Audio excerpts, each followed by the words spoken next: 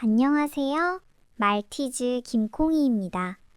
오늘도 이렇게 찾아뵙게 되어서 정말 기뻐요. 지난 2편에서는 발을 핥는 강아지 이야기, 빨래 먹는 강아지 이야기, 그리고 이갈이 시기 이야기를 함께 나눴는데요. 공감 많이 해주시고 편히 댓글 남겨주시면 김콩이한테는 정말 큰 힘이 된답니다. 오늘도 따뜻한 사연들을 가지고 다시 찾아왔어요. 그럼 좋아요와 구독 꼭 부탁드리고 오늘의 첫 번째 사연 시작할게요. 첫 번째 사연이에요. 사연 제목은 걷기 싫게인데요. 혹시 산책이 무서운 걸까요? 아니면 받기 싫은 걸까요? 아니면 또 다른 이유가 있는 걸까요? 사연을 한번 들어봐요. 안녕하세요, 김콩이님. 저는 프렌치 불독을 키우고 있어요. 요즘 산책 때문에 너무 고민이 많아서 사연 보내봐요. 저희 아이가 산책을 나가면 얼마 걷지도 않고 그냥 바닥에 드러눕는 거예요. 처음엔 그냥 쉬고 싶은가 보다 했는데 이게 매번 반복되니까 이상하더라고요. 집에서는 엄청 활발하고 뛰어다니거든요. 그래서 산책을 좋아하지 않는 건지 아니면 몸이 어딘가 불편한 건지 걱정이 돼요. 억지로 일으켜 세워서 걸으면 몇 걸음 가다가 또 눕고요. 산책을 어떻게 해줘야 할지 모르겠어요. 아이고, 매번 산책 때마다 눕는 아이를 일으켜 세우느라 보호자분도 많이 지치셨겠어요.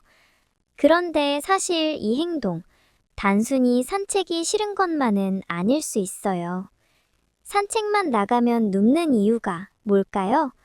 첫 번째, 단두종 특유의 호흡 문제예요.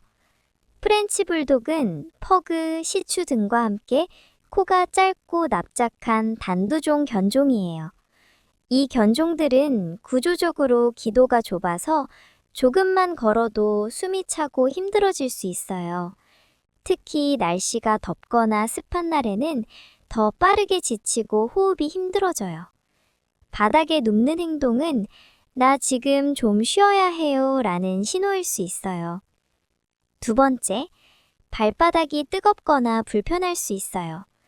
아스팔트 바닥은 햇볕이 드는 날 온도가 50도에서 60도 이상까지 올라가기도 해요. 강아지 발바닥은 생각보다 열에 민감해서 뜨거운 바닥을 걷다 보면 통증을 느끼고 그냥 주저앉아 버리는 경우가 있어요. 손등을 5초 동안 바닥에 대보는 것으로 온도를 간단하게 확인해 볼 수 있어요. 세 번째, 산책 루틴이 아직 익숙하지 않을 수도 있어요. 강아지 중에는 실내 활동을 더 편안하게 느끼는 아이들이 있어요. 야외의 낯선 소리, 냄새, 사람들에 대해 불안함을 느끼고 그 자리에 눕거나 멈춰버리는 거예요.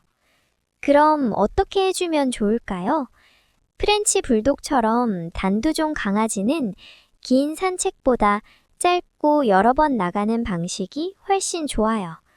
아침 일찍이나 해가 진 저녁처럼 시원한 시간대를 선택해주세요.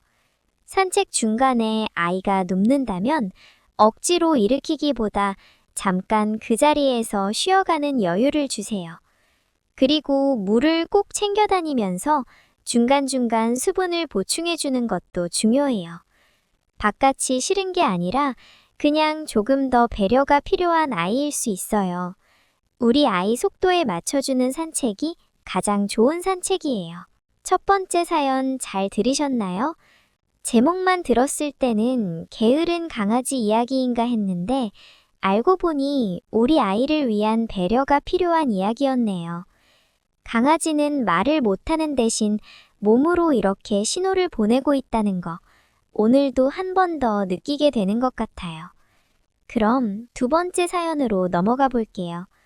이번 사연 제목도 먼저 읽어드릴게요. 두 번째 사연이에요. 사연 제목은 식전 라이브 공연입니다. 배가 고파서 빨리 달라는 걸까요? 아니면 개인기를 가진 강아지일까요? 어떤 이야기인지 함께 들어봐요. 안녕하세요, 김콩이님. 저희 집에는 5살 된 진돗개 믹스 강아지가 있어요. 예전에는 밥을 아무 말 없이 잘 먹었는데 몇 주 전부터 밥그릇 앞에 앉아서 갑자기 짖기 시작했어요. 처음엔 그냥 배가 고프다고 재촉하는 건 줄 알았는데 밥을 내려놔도 바로 먹지 않고 또 짖고 그릇 주변을 빙빙 돌기도 해요. 그러다 한참 있다가 먹기 시작하는데 이 행동이 뭘 의미하는 건지 너무 궁금해요.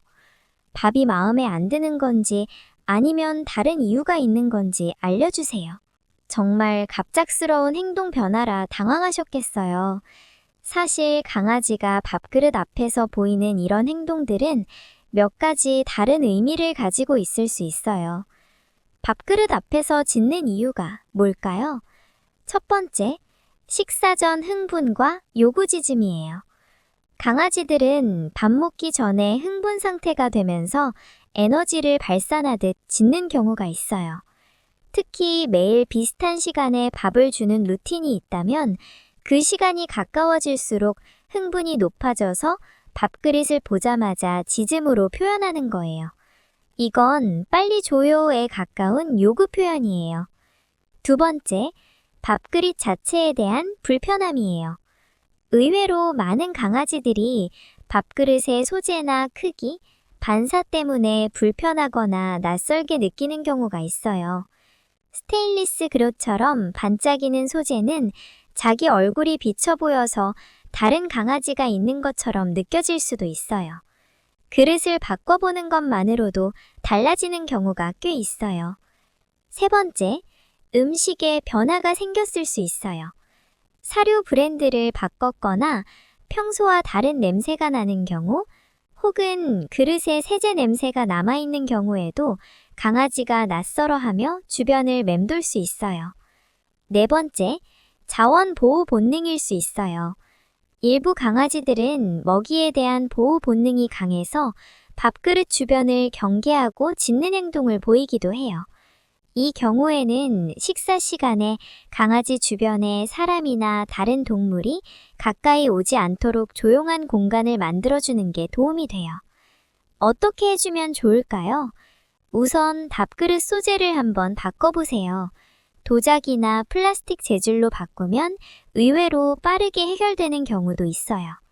그리고 밥을 줄 때 강아지가 흥분 상태라면 앉아서 진정될 때까지 기다렸다가 내려놓는 연습을 해주세요. 짖을 때 바로 밥을 주면 짖으면 밥이 나온다는 걸 학습하게 되어서 오히려 짖음이 강화될 수 있어요. 차분해졌을 때 밥을 주는 패턴을 반복하면 시간이 지나면서 자연스럽게 바뀌는 경우가 많아요. 밥그릇 앞에서 짖는 행동 하나에도 이렇게 다양한 이유가 숨어 있을 수 있다는 게 새삼 놀랍죠. 강아지는 정말 사소한 것 하나에도 자기만의 이유가 있는 것 같아요. 오늘 마지막 사연도 기다리고 있어요. 세 번째 사연 제목 먼저 읽어드릴게요. 세 번째 사연이에요. 사연 제목은 머리맛 경호원이에요. 재미있는 제목인데요. 머리를 지키려고 하는 이야기인가요? 아니면 혹시 보호자가 너무 좋아서 가까이 있고 싶은 걸까요? 어떤 이야기인지 들어봐요. 안녕하세요, 김콩이님. 저는 말티즈를 키우는 보호자인데요. 저희 아이가 제가 침대에 누우면 꼭 제 머리맡으로 올라와서 제 머리 위나 베개 옆에 딱 붙어서 자거든요. 몸 위에 올라오거나 발치해서 자는 강아지 이야기는 들어봤는데 머리 쪽으로만 오는 게 신기해서요. 혹시 이게 어떤 의미가 있는 건지 너무 궁금해요. 그리고 같이 자도 괜찮은 건지도 알려주시면 감사하겠습니다. 너무 귀여운 사연이에요. 머리 위로 올라와서 딱 붙어 자는 거 불편하면서도 사실 내심 기분 좋으시죠? 이 행동에는 생각보다 따뜻한 의미가 담겨 있어요. 왜 머리 쪽으로만 올라오는 걸까요? 첫 번째, 보호자와 최대한 가까이 있고 싶은 거예요. 강아지는 무리 생활을 하던 동물이에요. 잠을 잘 때도 신뢰하는 대상 가까이에 있어야 안심이 되거든요. 머리 쪽은 보호자의 숨소리, 체온, 냄새가 가장 잘 느껴지는 곳이에요. 그래서 몸 전체 중에서도 가장 가까이 느껴지는 머리 위나 베개 옆을 선택하는 경우가 많아요. 이건 나는 당신이 제일 좋아요 라는 가장 직접적인 표현이에요. 두 번째, 당신을 지키고 싶은 마음이에요. 강아지는 잠을 잘 때도 주변을 경계해요. 머리 위에 자리를 잡는 건 위험한 상황이 오면 가장 먼저 알아차리겠다는 보호 본능의 표현일 수 있어요. 작은 몸이지만 내가 지켜줄게 라는 마음인 거죠. 세 번째, 거기가 제일 따뜻하고 편안하거든요.